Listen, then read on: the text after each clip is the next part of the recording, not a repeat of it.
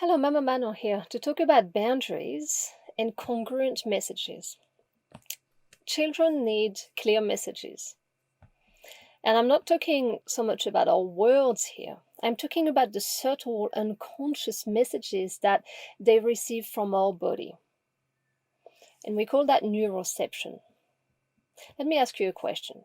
Have you ever had the experience of someone saying yes to something you've asked them to do? But you can clearly tell from the way they hold themselves, how they move, or the way their eyes and face muscles tense, that they don't really mean this yes. And do you remember how that's made you feel inside? Children are experts at reading our body language, right? They're with us all the time. They know us by heart. They have a great capacity for neuroception, right? For that intuition, that gut feeling that is telling them how we really, truly feel inside.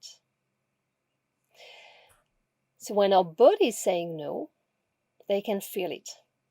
And it is important that our words match what our body is communicating to them. Otherwise, it gets confusing, right? So the typical example is when you don't want to, where you don't feel like breastfeeding your toddler for the 100th time that day, right? When your nipples hurt, it feels like your body doesn't belong to you anymore, right? Your body is screaming no, and yet you do offer the breast again. You say yes with your words and with your actions. When we do that, we're giving our children mixed messages. Our body is screaming no, but our words and actions are saying yes.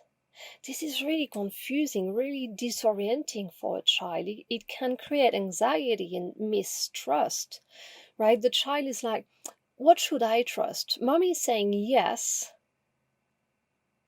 but I can clearly feel that she doesn't want to do it.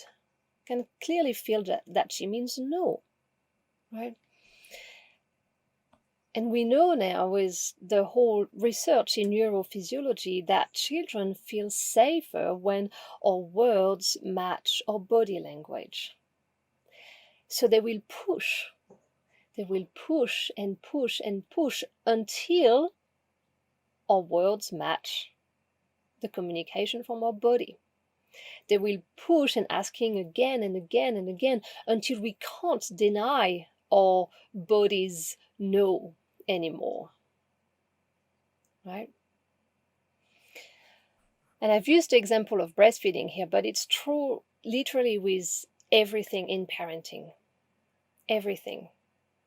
For example, when your child is asking for you to play again with him and you don't feel like it in that moment, you don't have the energy for it. Your whole body is saying, no, I don't want to do it.